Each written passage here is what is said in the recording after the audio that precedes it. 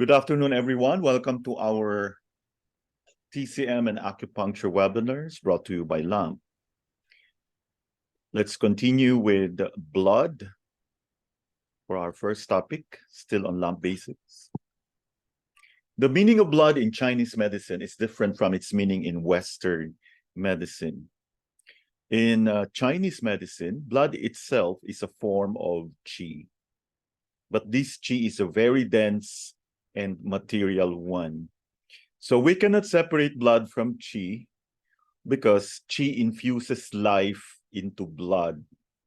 So without qi, blood would be an inert fluid.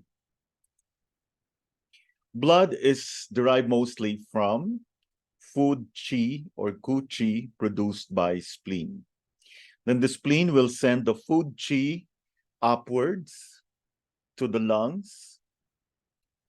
Through the pushing action of the lung qi, this food qi is now sent to the heart, and in the heart, this food qi is transformed into blood. So from the stomach, the food is transformed into food qi by the spleen. Then the spleen will have to transport it upward, bring it upward to the lung, and in this form, the lung qi will be able to make the food qi, the transport of food qi to the heart possible.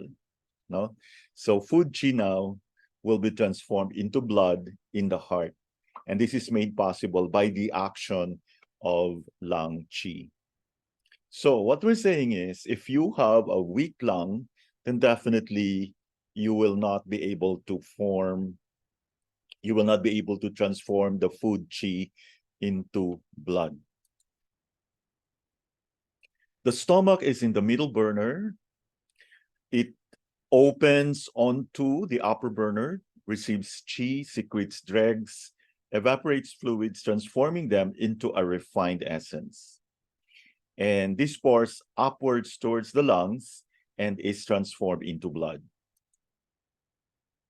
So we have learned that the spleen and the stomach are the main source of blood. Okay. And the lung qi plays an important role.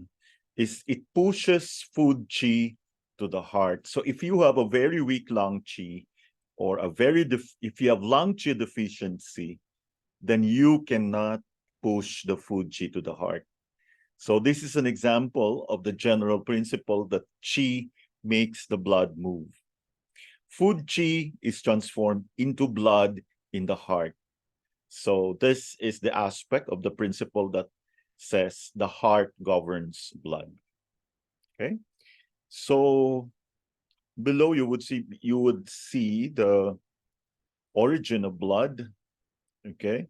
So I think it's very self-explanatory. You can clearly see how we are able to form blood. So blood is made possible from the transformation of food qi in the heart with the help of kidney essence and original qi. Okay, so here you could actually see that the elements that will make this possible, or the factors that will make this possible, the organs rather, are the spleen, the lungs, heart, kidney. Okay. Two other important features in the manufacture of blood. Number one is transformation of food qi into the blood is aided by the original qi. Okay. Kidneys store the essence, and the essence produces the marrow. So you cannot produce the marrow, or the marrow would be defective if the kidneys cannot store any essence. So this in turn will generate the bone marrow, which contributes to making blood. If qi is not exhausted or depleted, it returns the essences to the kidneys so that this will be transformed into essence or jing. If essence is not depleted, it returns essence to the liver to be transformed into blood. Okay, so there is a mutual relationship between the liver and the kidneys. So make sure that our essence doesn't get depleted so that we are able to nourish the liver, okay? Because the essence has to be returned to the liver to be transformed into blood. And also make sure that the chi is not exhausted, because you need to return the essence to the kidneys so that it will be transformed into essence. So it's like building a bank account that does not get depleted. Kidneys play an important role because they store essence and they are the source of original chi. Blood is generated by the interaction of the post-heaven chi and the pre-heaven chi. Post-heaven chi, this refers to the source of food chi by the stomach and spleen, and the pre-heaven chi, the kidneys play a very important role. To nourish the blood, you have to tonify the spleen and the kidneys. So this is something that we have to remember, especially if you see any blood issue. So here you would see the post-heaven and pre-heaven sources of blood. Okay, so as mentioned earlier, the spleen and the stomach are the source of your post-heaven chi, and the kidneys are the source of your pre-heaven chi. And the post-heaven chi and the pre-heaven chi will combine to are the essential ingredients in the formation of blood. Thank you very much for your attention. Up next is discussion of body fluids by Ma'am Teresita Sumile. Good afternoon, Ma'am Teresita. Good afternoon po, Dr. Hector and classmates. Welcome po sa TCM Basics. Number 4 na po tayo sa types of body fluids. So there are two types of body fluids. Fluids in Chinese called Jin and liquids in Chinese called Ye.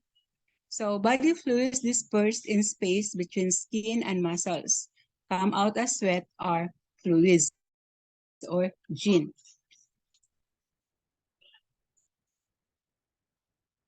When food enters body and qi is abundant, fluid overflow to bones, enabling them to bend, irrigating and tonifying brain and marrow, moistening skin. These are called liquids. Okay? Now,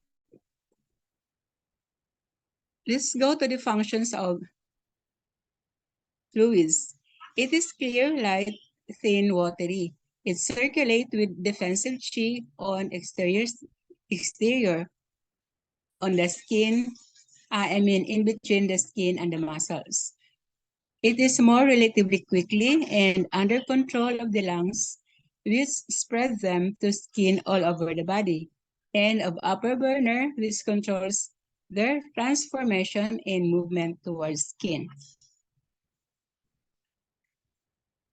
It also moistens and in part nourishes skin and muscles. It exuded as sweat, also manifests as tears, saliva, and mucus. It becomes component of fluid part of blood, thin blood out, and prevent its stasis. It is also more turbid. Liquids are more turbid, heavy, dense. So it is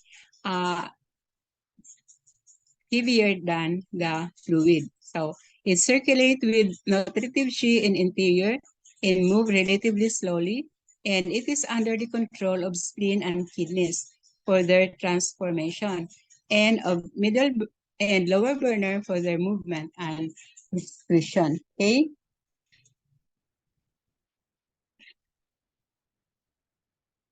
Qi and triple burner goes to muscles and skin and is transformed into fluids. Other body fluids do not move and are transformed into liquids. Moisten joints, spine, brain, bone marrow, lubricate orifices of sense organs such as eyes, ears, nose, and mouth.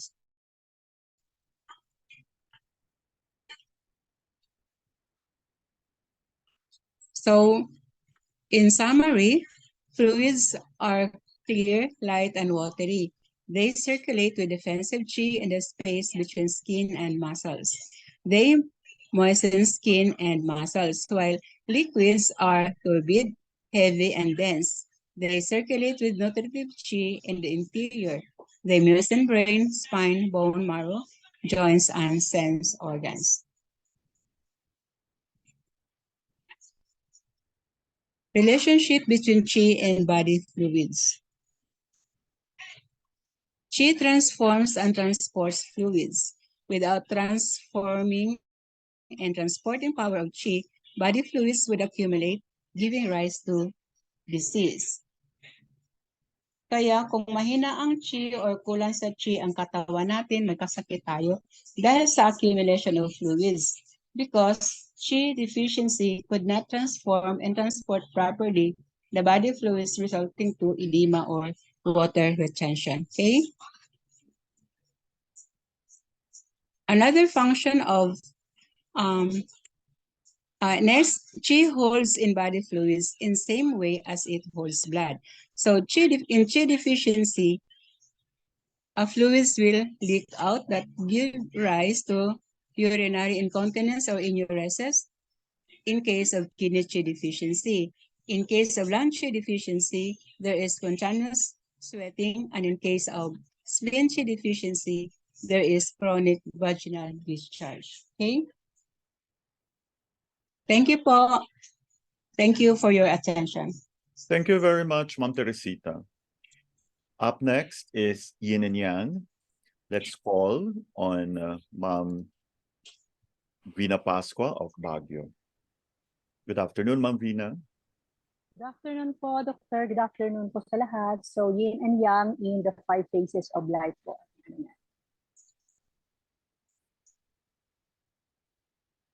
So, dito nakikita natin sa diagram, pag yang birth, ang season po niya ay spring, ang growth naman, summer, ang maturity, late summer, early aging, autumn po, late aging, winter. So, nag-deplete na po yung vital essence saka vital energy at saka yung death yang po. So, extreme yin plus lesser yang, great yang plus lesser yin, bright yang plus great yin. Yan po ang 5 phases of life. Punta po tayo sa birth. Pregnancy. Pregnancy is the most yin period of woman's life. She holds much fluid, grains, weight, becomes feminine during this time. She grows another life within her, nourishing it with her life essence. Ito po yung extreme point ng yin. The starting point to the change towards yang.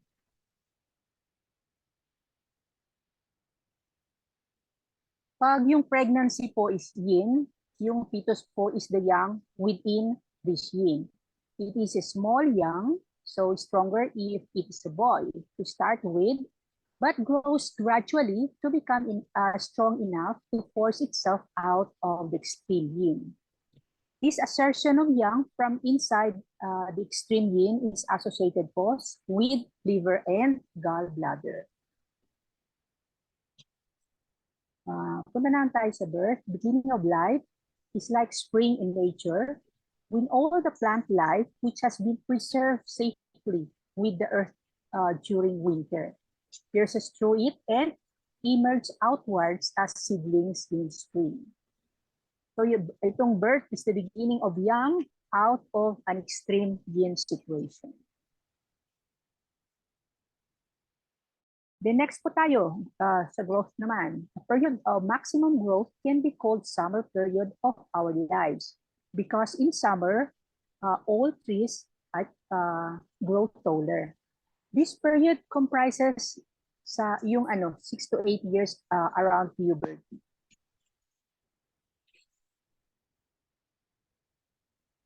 So during this time, yung ating yang grows very high within a short period, thus placing sobra po yung demand ng nutritional yin to nourish this growth. This continuous draining causes nutritional yin, ito yung blood, to become deficient. This is period of great yang and lesser yin. So yung kidney or urinary bladder, heart, or small intestine. Next po tayo ay maturity. Ito yung most balanced periods of our lives, between 20 and 40 years of age, where upward growth has nag-stop na po.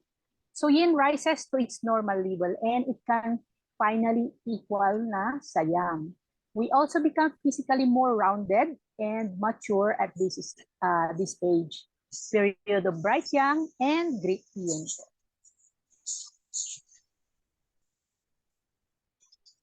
So dito nakikita natin na yung organs belonging to this combination are spleen, stomach, and lung o kaya large intestine. As yin becomes higher, we also tend to hold more, makakapal po yung fluids in our bodies, and this slows down yung circulation po and metabolic rates. So in nature, itong period na ito is comparable to late summer with much heat and ulan po. At saka yung leaves turn dark green and start bearing fruit. In humans too, this would be the best time of life to procreate, to produce offspring. So yan lang po. Thank you, Doctor. Thank you sa lahat. Maraming salamat po, Ma'am Vina. Up next is discussion of the 5 elements. Let's welcome Sir Dino. Wait lang po. Would you like to share the slides, Sir Dino? Ikaw na po daw ko lang slides. Okay. Okay. So Sir Dino will discuss the Sheng Cycle, or the creative or generating cycle. Good afternoon po, Sir Dino. Good afternoon, Doc. Good afternoon po sa lahat. Now we have the 5 elements, part 7 ng Sheng Cycle, generating or creative cycle. Everything that exists from a single cell to planet Earth goes through its own cycle of birth, maturity, decline, and death. So umiikot po siya from birth to death. This is a cycle of creation. There is no beginning and no end. At any given moment, everything is a stage of Sheng or creation cycle. So paikot po. The cycle can be observed in a moment, in a lifetime, and in all periods of time in between. So isa pong cycle from a moment hanggang sa all periods of time. Within the 5 elements, each element is generated by the preceding element. So cycle din po sa elements. So we have here yung paikot, the wood, fire ng earth, then followed by metal and water, then paikot ulit papunta sa wood. Sa Nanjing chapter 69, for deficiency, tonify the mother. So doon po ito sa may 5 elements. For excess naman, disperse the child. So pag deficiency, pa-backward po tayo, ito tonify yung mother. Pag excess condition naman, ang child naman yung nasa unahan, yun po yung i-disperse. So first, tonify deficiency and then disperse excess. So kung may both deficiency and excess, uunahin po natin i-tonify yung deficiency, saka natin i-alisin ang excess. When there is neither deficiency nor excess, treat the disease meridian. So here, ang generating cycle, Ang heart, generate niya po ang spleen. Ang spleen, generate niya ang lung. Yung lungs naman, generate niya ang kidney. Yung kidney, ma-generate din ang liver. And pabalik din po, ang liver mag-generate sa heart. So, ito po mga characteristics. Energy moves in a clockwise direction on a cycle. So, parallel lang siyang ikot ng relo. The chi moving in the Sheng cycle is always in motion. So, gumagalaw po siya. The flow of movement in the cycle is from yin official to yin official and yang official to yang official.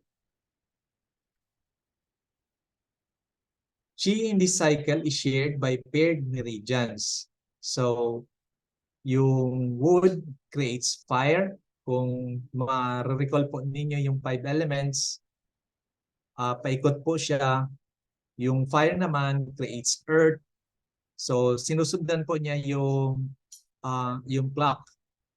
Yung earth creates metal, then metal creates water, and water creates wood. Pabalik naman po sa ikot.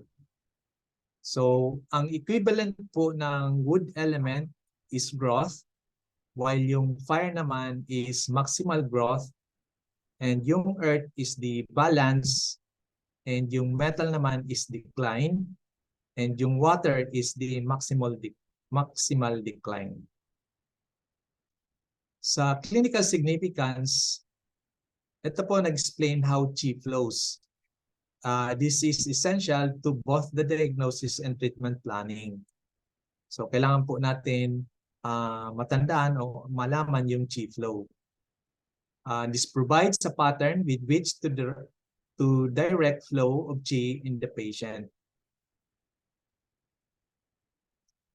The 5-element theory is part of Chinese medicine that categorizes all information of body into elements. Categorizes organ system, tissues of body, emotional states, senses, sound, represent season of year. So yung 5 elements, meron siyang organ system, kailangan po natin ito masundan, yung tissue of body, yung emotional states. Ito po yung mga ini-examine natin para malaman natin yung condition ng patient. This is one modality that can be used to diagnose your constitutional type. So dito po natin malalaman ang constitutional type ng patient. So dito po, what's your type?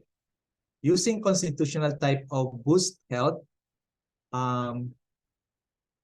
special type, dampness, heat, phlegm dampness, we have blood stasis, neutral, chi stagnation, chi deficient, yang deficient, yin deficient. So, pwede po doon malalaman natin kung ano-ano pong condition. Sa body constitutional test, we have the yin-yang harmony. So, ma-observe po natin, balance po yung tao. When there is damp heat, magagalitin po. When there is chi deficiency naman, madali pong mapagod or magkasakit. When there is yin deficiency naman, kulang ng fluid, nauuhaw po. And when there is phlegm damp, mabigat yung pakiramdam, lumalaki ang katawan. And when there is blood stasis, there is coloration, yung purplish color, and dito hindi so hindi nakikita po, Doc, dito. Ay, hindi.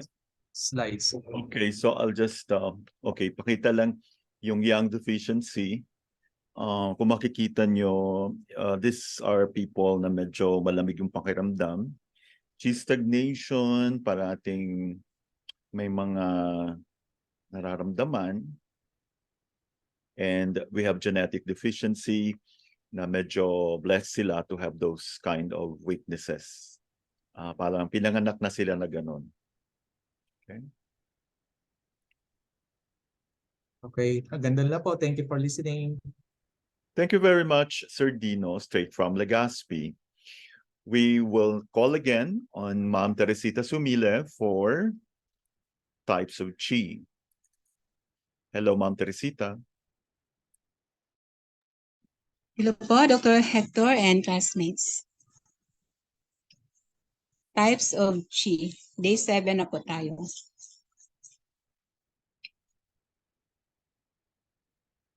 As we have learned last week, food Qi is transformed by the spleen from the rotted and ripened foods in the stomach.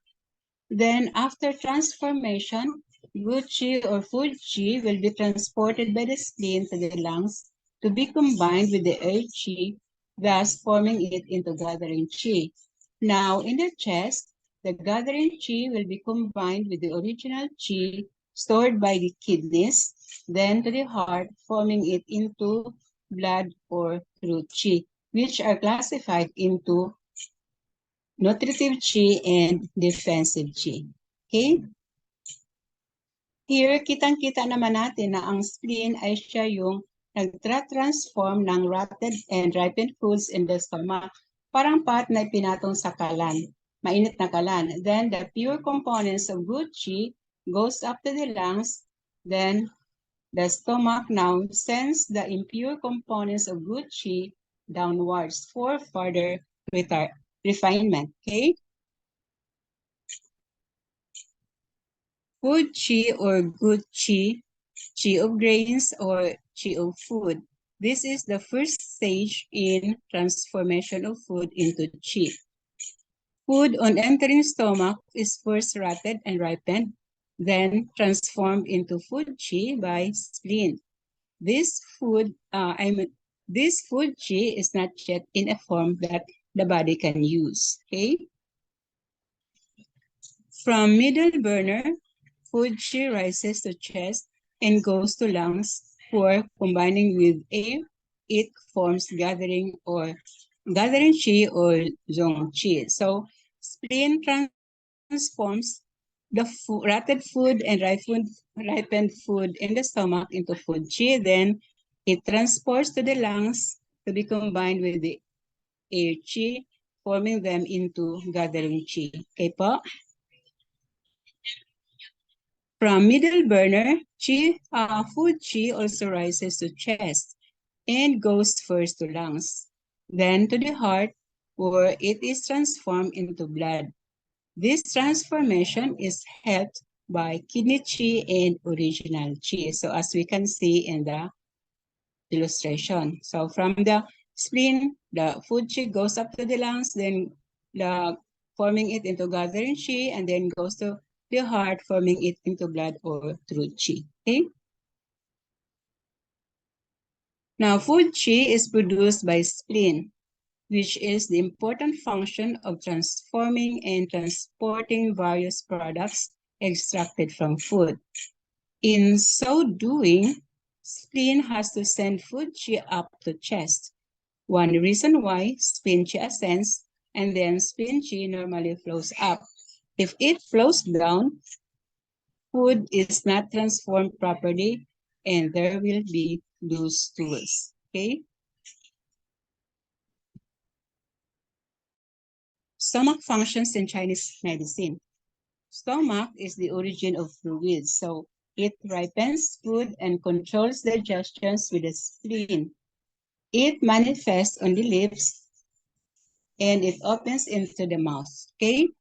Now, let's go to stomach and spleen. Stomach Qi descends. When there is heat and dryness, it greatly affects the stomach.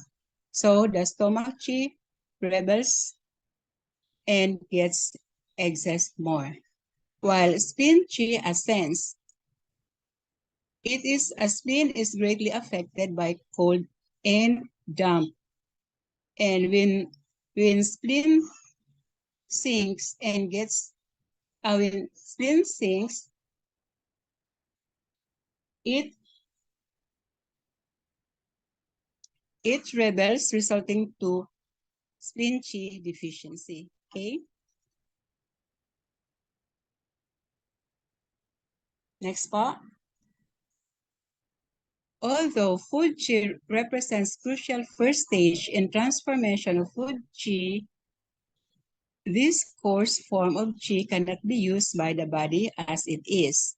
It, therefore, is basis for transformation into more refined forms of qi. Since food qi is extracted from food and is basis for production of all qi and blood, it is easy to see what importance Chinese medicine attributes to quantity and quality of food eaten.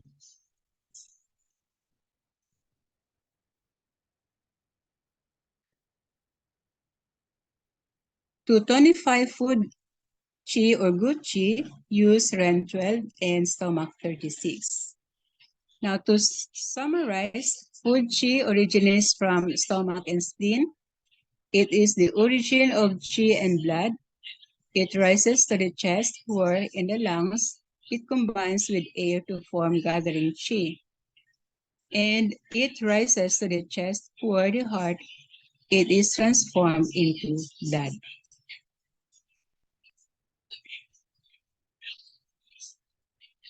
Functions of symptoms of spleen qi deficiency.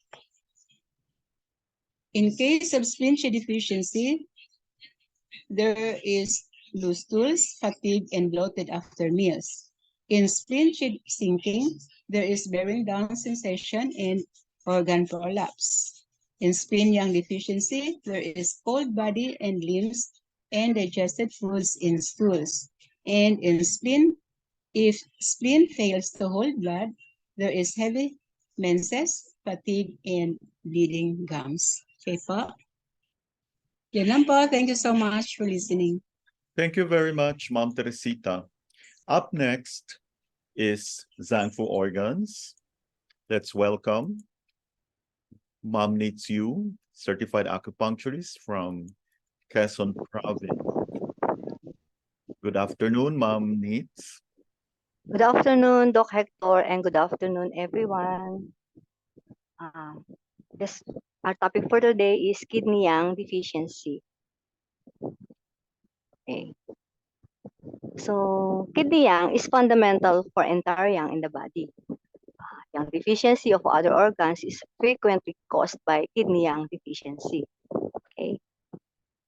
It can cause development of cold, for example, stomach cold. Kidneys only manifest in patterns of deficiency. And because kidney yang produces kidney yang deficiency can appear in combination with kidney yin deficiency. Okay. Cardinal symptoms. There is copious, clear urine, cold feet, decreased sexual desire, aversion to cold, lack of willpower, lassitude, leg edema, diarrhea in early morning, lumbar pain, better with heat, and timidity. Okay? Aversion to cold. Ibig sabihin po, warming function of yang is insufficient. Okay? Coldness and feet. Malalamig yung mga tuhod tsaka paa. So, warming function of yang is insufficient and the kidneys govern lower extremities. So, nagkakaroon ng ganon. Okay? Cold sensation in lower back. Because the warming function of yang is insufficient, so nagkakaroon din ng cold sensation at saka yung kidneys kasi it governs the lower back. Okay? Yung leg ay mahihina, leg weaknesses. Deficient yang leads to weaknesses of muscles. And kidneys govern lower extremities. Okay? So there is lower back pain. Deficient yang leads to weakness of muscles and kidneys govern lower back. So cold accumulation in the back can cause pain. Okay? Weak knees, mahina yung tuhod. Deficient yang leads to weakness of muscles. Kidneys govern lower extremities. So nagkakaroon ng kidney yang deficiency. Okay? There is light pale facial complexion. Deficient yang is not able to transport enough qi and blood to the face.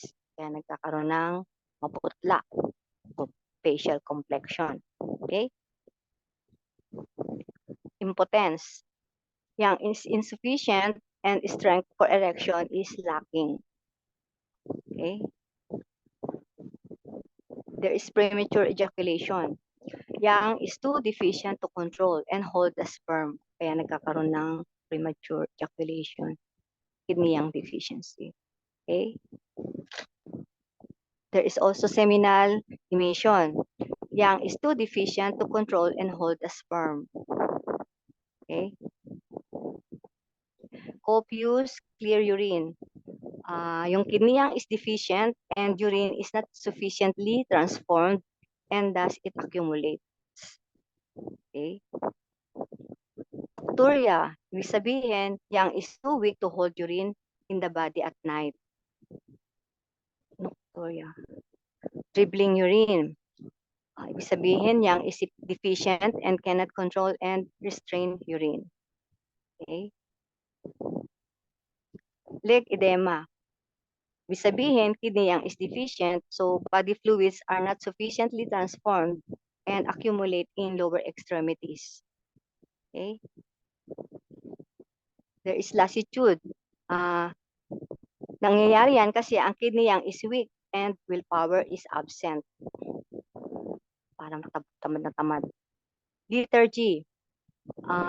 Yang is deficient and life gate fire is weak. Same. Lack of libido. Ibig sabihin, kidneys govern sexuality. So, kidney yang deficiency lessens yang activity. Walang libog. Soft stool.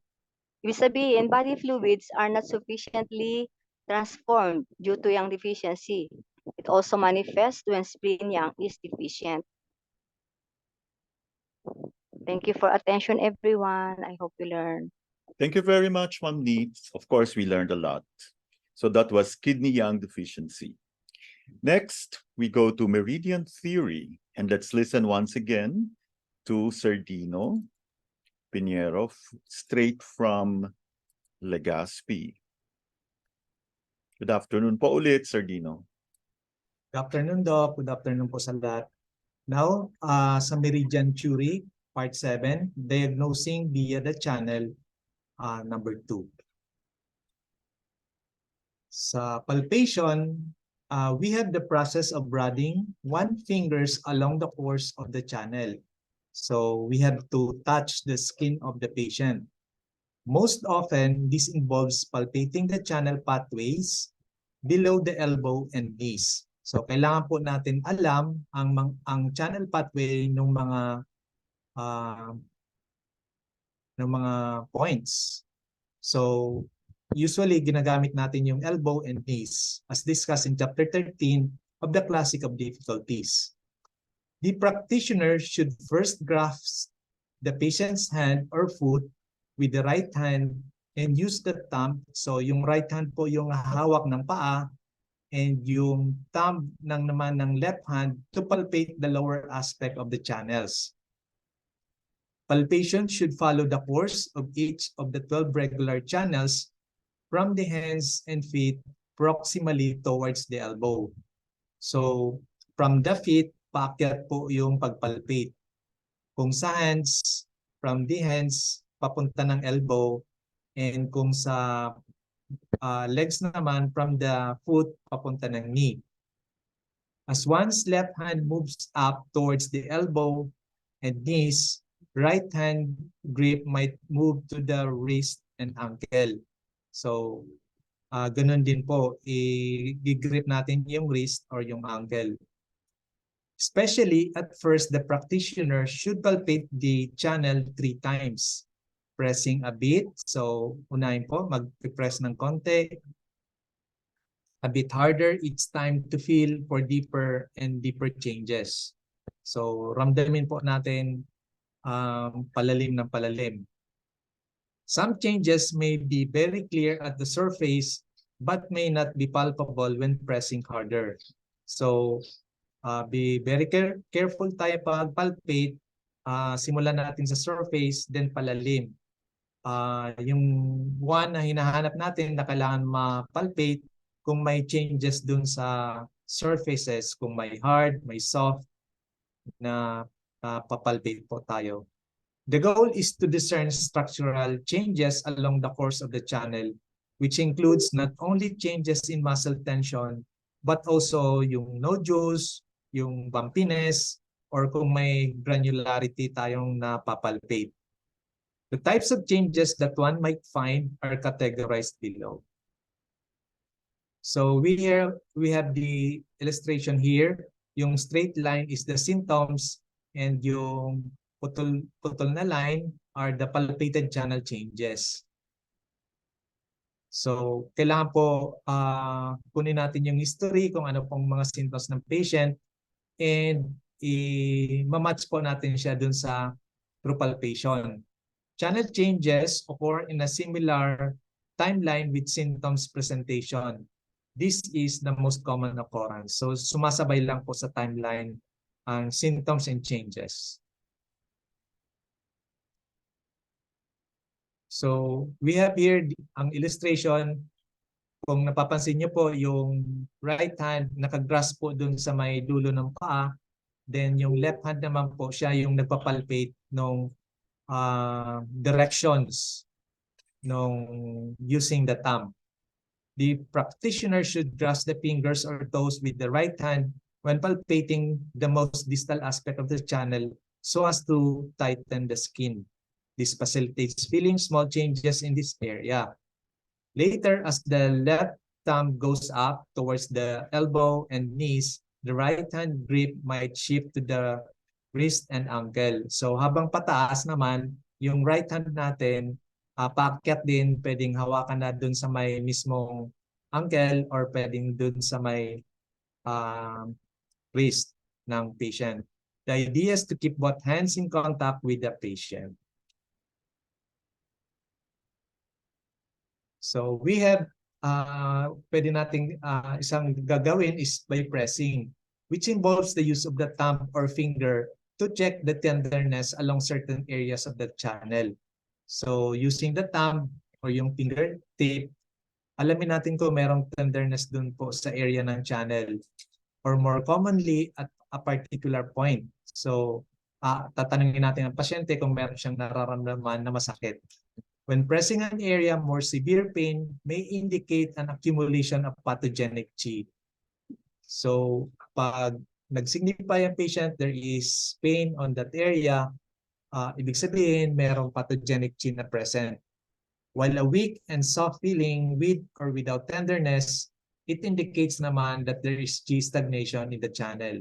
So when there is presence of qi stagnation, ang mapapalpate is weak and soft feeling by the practitioner.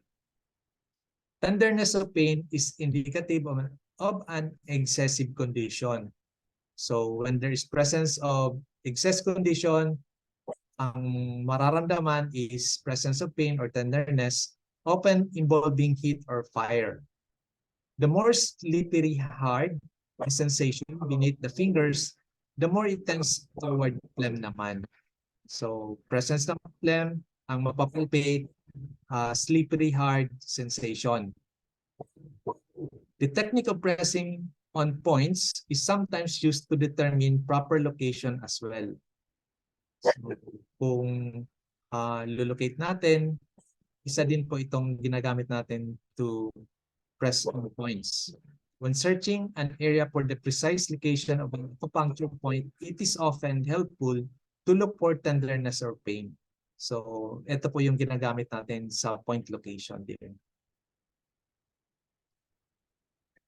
However, it should be noted that a lack of tenderness at the point does not rule out that point for the treatment. Especially in cases of deficiency, the fact that the area around a point is not tender should not disqualify it. So, hindi naman ibig sabihin na wala pong presence ng pain, hindi po yun yung point natin na gagamitin. Furthermore, there is a difference between normal tenderness which may many patients will report and the type of tenderness associated with channel diagnosis. When the practitioner suspects that tenderness has diagnostic significance, it is important to compare the tenderness at that point with tenderness felt in an area nearby. So kung may naramdaman pong presence ng tenderness, i-compare po natin dun sa area nearby on that particular tenderness. If the change is diagnostically significant, there will be noticeably more tenderness at that point than there is nearby. So, compare po natin sa nearby area, kumpara po dun sa nagsabi po ang pasyente na tender po yung napalpate natin. So, dito sa table, yung sensation when pressing and the possible diagnostic significance. Ang sensation na weak and or slippery soft, ang significance niya, there is lack of G movement in the channel. So, ito po pwedeng cause maybe excess or deficiency. Ang sensation naman ng slippery hard sensation, ang significance pwedeng the harder, more fixed the sensation, the more likely the phlegm is in channel and or organ. Sa sensation ng tenderness with pressure, ibig sabihin, there is excess condition in channel and or organ, often naman caused by heat. Sa sensation na more severe pain with pressure, ibig sabihin, there is rising accumulation of pathogenic G, maybe heat or cold. So yan po yung significance of common findings sa pressing points and channels. So thank you po for your attention. Maraming salamat po, Sir Dino. We now come to the last and but not the least topic, bleeding. Let's call once again on Ma'am Vina Pascua from Baguio for the presentation. Hello po ulit, Ma'am Vina. Good afternoon po ulit, Doctor. Good afternoon po sa lahat. So, bleeding po ang topic natin at bleeding gaps. Ito naman ay bleeding gaps. So, the patterns discussed are stomach heat, stomach yin deficiency with empty heat, stomach and spleen deficiency. Sa stomach heat po, ang clinical manifestations are profuse bleeding, painful and swollen gums, a frontal headache, at saka thirst. Ang kulay po ng dila ay red with dry yellow coating. Ang pulse po naman ay rapid overflowing on the right middle position. Ang treatment principle po dito, i-clear po yung stomach heat, i-cool yung blood, stop bleeding. Ang points na ginagamit dito ay LI4, LI11, LI7, stomach 21, stomach 34, stomach 44. So, reducing method po ito at walang muksa. Ang explanation naman, LI4 clears stomach heat and affects the stomach channel on the face. Pag LI11, it clears heat and cools blood. LI7 naman, accumulation point, stops bleeding along the large intestine channel area. Stomach 21, clear po yung stomach heat. Stomach 34, accumulation point, so stops bleeding from the stomach channel area. And then yung last, stomach 44, clears stomach heat and affects the stomach channel on the face. Stomach yin deficiency with empty heat. Clinical manifestations, slight bleeding from the gums, mental restlessness, gums disease, loose teeth. Ang tongue po ay red without coating sa gitna. Ang pulse ay floating, empty on the right middle position. Ang treatment principle po dito ay nourish yung stomach yin, clear empty heat, cool blood, and stop bleeding. So, ang ginamit na points dito ay stomach 36, spleen 6, ren 12, stomach 44, LI4, stomach 34, at saka LI11. Reinforcing method po on the first three and even method on the others. Walang moksa. Stomach 36, spleen 6, and REM 12, inoris po yung stomach yin. Stomach 44 and LI4, stomach heat or empty heat and affect the stomach channel on the face. Then yung stomach 34 stops bleeding from the stomach channel. And LI11 and spleen 10 naman, cool blood and stop bleeding.